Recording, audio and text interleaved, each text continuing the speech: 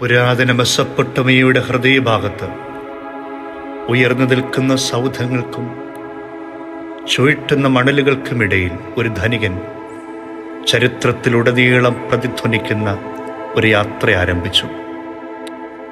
അബ്രഹാമിൻ്റെ പ്രശസ്തിയിൽ മറഞ്ഞുപോയെങ്കിലും തേരഹിൻ്റെ കഥ ഒരുപാട് വെളിപ്പെടുത്തലുകളും പരിചിതമായ ഒരു കഥയുടെ മറ്റു തലങ്ങളും മനസ്സിലാക്കാൻ നമ്മെ സഹായിക്കുന്നു.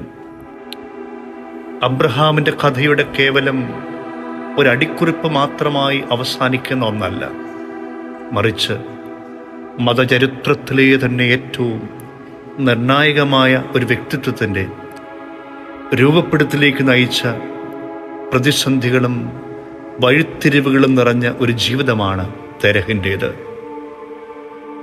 തേരഹിൻ്റെ ജീവിതത്തിലൂടെ നാം കണ്ണോടിക്കുമ്പോൾ ഒരു പിതാവിൻ്റെ പൈതൃകം മാത്രമല്ല, തൻ്റെ മക്കൾക്ക് മെച്ചപ്പെട്ട ജീവിതം നൽകണമെന്നാഗ്രഹിച്ച ഒരപ്പൻ്റെ ഹൃദയസ്പർശിയായ കഥ കൂടിയാണ് ഇതെന്ന് നമുക്ക് മനസ്സിലാക്കാൻ സാധിക്കുന്നു.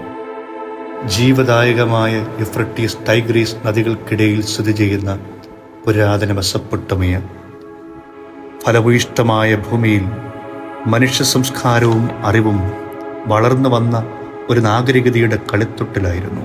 ഇവിടെ കൽദായ നഗരമായ ഉർക്കസ്ദിമിൽ നമ്മുടെ കഥ വികസിക്കുന്നു.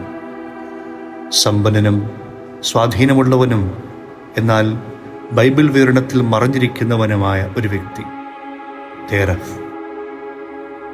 ഉർക്കസ്ദീം ഒരു സാധാരണ നഗരമായിരുന്നില്ല. അത് മഹത്തായ വാസ്തുവിദ്യാ വിസ്മയങ്ങളുടെ ഒരു കേന്ദ്രവും സാംസ്കാരിക സമ്പന്നതയുടെ കലവറയുമായിരുന്നു. സ്വർഗത്തിലേക്ക് എത്തി നിൽക്കുന്ന സൗധങ്ങൾ ആ സമൂഹത്തിൻ്റെ ആത്മീയ അഭിലാഷങ്ങളെയും ആഴത്തിൽ വേരൂന്നിയ മതാനുഷ്ഠാനങ്ങളെയും പ്രതിഫലിപ്പിക്കുന്നു. എല്ലാ കോണുകളിലും ഒരു വിഗ്രഹത്തെയെങ്കിലും പ്രതിഷ്ഠിച്ചിരുന്ന ഈ നഗരത്തിൽ വിഗ്രഹാരാധന കേവലം ഒരാചാരം മാത്രമായിരുന്നില്ല, മറിച്ച് അതിലെ നിവാസികളുടെ ഒരു ജീവിത രീതി തന്നെയായിരുന്നു. ഇവരിൽ നിന്ന് തേരഹ് തൻ്റെ സമ്പത്ത് കൊണ്ട് മാത്രമല്ല, സമൂഹത്തിലെ തൻ്റെ പ്രധാന സ്ഥാനം കൊണ്ടും വ്യത്യസ്തനായിരുന്നു.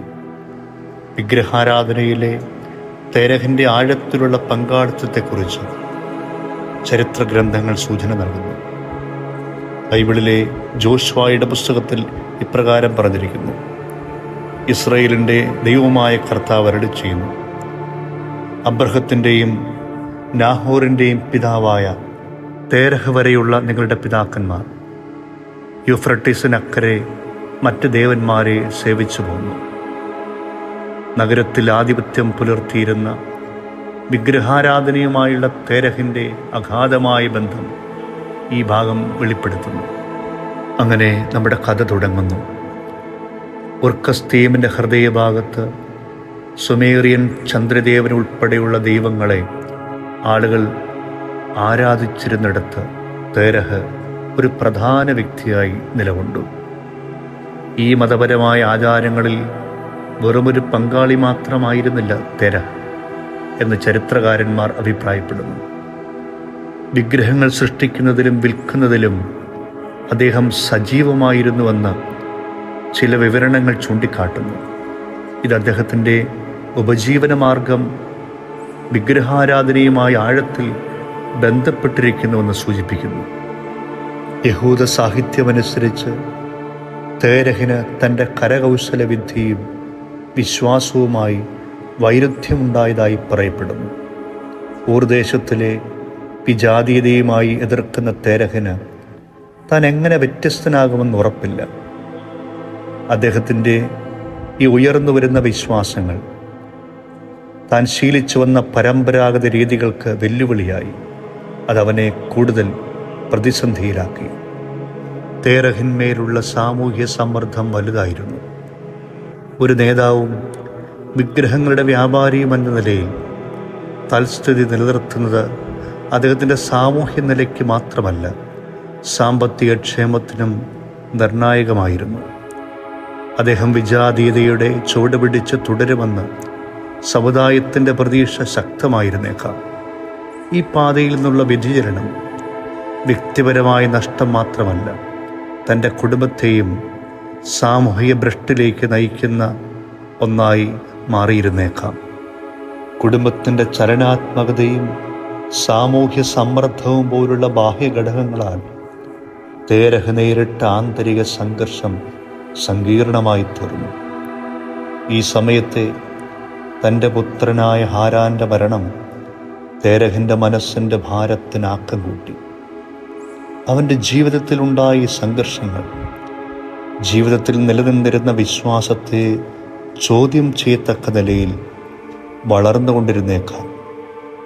ആഴത്തിലുള്ള വ്യക്തിപരമായ നഷ്ടത്തിൻ്റെ പശ്ചാത്തലത്തിലും പ്രത്യയശാസ്ത്രപരമായ മാറ്റത്തിൻ്റെ പ്രവാഹങ്ങൾക്കിടയിലും തേരഹിൻ്റെ ജീവിതപാതയെയും അവൻ്റെ പിൻഗാമികളുടെ ആത്മീയ വംശപരമ്പരയെയും പുനർനിർവചിക്കുന്ന ഒരു സുപ്രധാന നിമിഷം ഉടലെടുത്തു.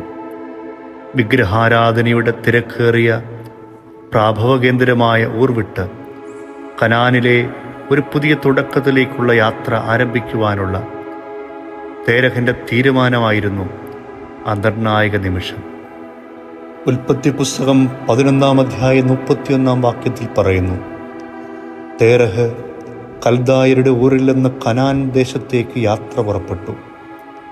മകൻ അബ്രഹാമിനെയും പേരക്കിടാവും ഹാരാൻ്റെ മകനുമായ ലോത്തിനെയും അബ്രഹാമിൻ്റെ ഭാര്യയും തൻ്റെ മരുമകളുമായ സാറായിയെയും അവൻ കൂടെ കൊണ്ടുപോയി. അവർ ഹാരാനിലെത്തി അവിടെ വാസമുറപ്പിച്ചു. ഊരിൽ നിന്നുള്ള ഈ പുറപ്പാട് കേവലം ശാരീരികമായ ഒരു സ്ഥലമാറ്റം മാത്രമായിരുന്നില്ല.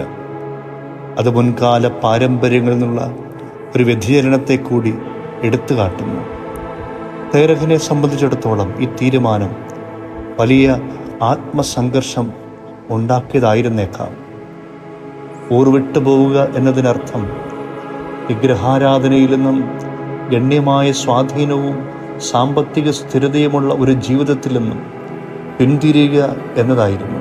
എന്നിട്ടും തൻ്റെ കുടുംബത്തെ പേരോടെ പിഴുതെടുത്ത് മറ്റൊരു വഴി തേടാൻ എന്തോ അവനെ നിർബന്ധിച്ചു.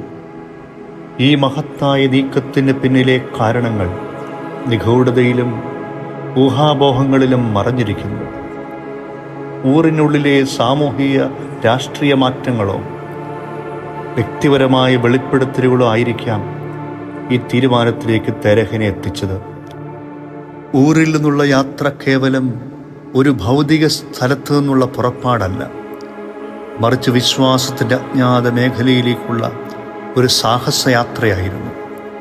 പ്രൗഢഗംഭീരമായ യൂഫ്രട്ടീസ് നദീതീരത്തുകൂടി സഞ്ചരിക്കുമ്പോൾ തേരഹും കുടുംബവും ചരിത്ര പ്രാധാന്യമുള്ള പല പുരാതന വ്യാപാര പാതകളിലൂടെയും കടന്നുപോയിരുന്നു.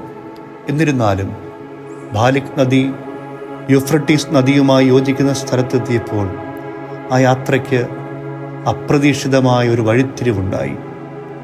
മെഡിറ്ററേനിയൻ കടൽ തീരത്തുകൂടെ കനാനിലേക്ക് അവരെ നയിക്കുന്ന പാതയിലൂടെ പോകുന്നതിന് പകരം തേരഹ് തൻ്റെ കുടുംബത്തെ വടക്ക് ഹാരാനിലേക്ക് കൊണ്ടുപോയി. ഊരിൽ നിന്ന് ഏകദേശം 600 മൈൽ യാത്ര ചെയ്ത് കനാനിലെത്താൻ 500 മൈലുകൾ കൂടി ബാക്കിയുള്ളപ്പോൾ ഹാരാനിൽ നിർത്തുവാനുള്ള ഈ തീരുമാനം ദുരൂഹതയിൽ മറഞ്ഞിരിക്കുന്നു. ഹാരാനിൽ യാത്ര നിർത്തുവാനുള്ള തേരഹിൻ്റെ തീരുമാനത്തെ പല ഘടകങ്ങളും സ്വാധീനിച്ചിരിക്കാം. മരിച്ചുപോയ തൻ്റെ മകനെക്കുറിച്ചുള്ള ദുഃഖം കനാനിലേക്കുള്ള സമ്പൂർണ്ണ യാത്രയിൽ നിന്ന് പിന്തിരിയാൻ അവനെ പ്രേരിപ്പിച്ചിരുന്നേക്കാം. 2 പ്രധാന വ്യാപാര പാതകളുടെ സംഗമസ്ഥാനമായ ഹാരാൻ തന്നെ സാമ്പത്തികമായി വളർത്തുമെന്നും തൻ്റെ കരകൗശല വിദ്യ തുടരാനുള്ള അവസരം നൽകുമെന്നും തേരഹ് ചിന്തിച്ചിരുന്നേക്കാം. അങ്ങനെ ഹാരാനിൽ യാത്ര നിർത്താൻ തേരഹിനുണ്ടായ തോന്നൽ അവനിലുണ്ടായ മറ്റൊരു മാറ്റത്തെയാണ് പ്രതിധ്വനിപ്പിക്കുന്നത്. ഇവിടെ വെച്ച് അദ്ദേഹം താൽക്കാലികമായൊരു ഭവനം നിർമ്മിക്കുവാൻ തീരുമാനിച്ചു.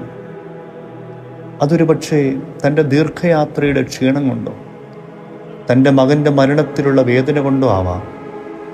മാനസികവും ശാരീരികവുമായ തേരഹിൻ്റെ യാത്ര ഹാരാനിൽ അവസാനിച്ചു. അവിടെ അദ്ദേഹം തൻ്റെ അവസാന നാളുകൾ ചിലവഴിക്കുകയും 205-ാം വയസ്സിൽ മരണമടയുകയും ചെയ്തു. അങ്ങനെ തേരഹിൻ്റെ മരണം ഹാരാനിൽ വെച്ചുണ്ടായത് ചരിത്രപരമായി പ്രാധാന്യമർഹിക്കുന്നു. തേരഹ് ഹാരാനിൽ വസിക്കുമ്പോൾ തൻ്റെ പഴയ ജീവിതത്തെ ഓർത്ത് പശ്ചാത്തപിക്കുകയും തൻ്റെ തലമുറയ്ക്കായി ദൈവം ഒരുക്കിയിരിക്കുന്ന ഭാവിയെക്കുറിച്ച് ചിന്തിക്കുകയും ചെയ്തിരുന്നു. തേരഹ് ഹാരാനിൽ തൻ്റെ യാത്ര അവസാനിപ്പിക്കുവാനെടുത്ത തീരുമാനം വിലാപം കൊണ്ടോ സാമ്പത്തിക അഭിലാഷം കൊണ്ടോ ആത്മീകമായ മാറ്റം കൊണ്ടോ എന്തുകൊണ്ടാണെങ്കിലും അത് തൻ്റെ തലമുറയെ സത്യദൈവത്തിൽ എത്തിക്കുവാനുള്ള മുഖാന്തരമായി. വിശുദ്ധ ഗ്രന്ഥം പറയുന്നതനുസരിച്ച് തേരഹിൻ്റെ മരണശേഷമാണ് ദൈവം അബ്രഹാമിനെ കനാനിലേക്ക് യാത്ര തിരിക്കുവാൻ വിളിച്ചത്.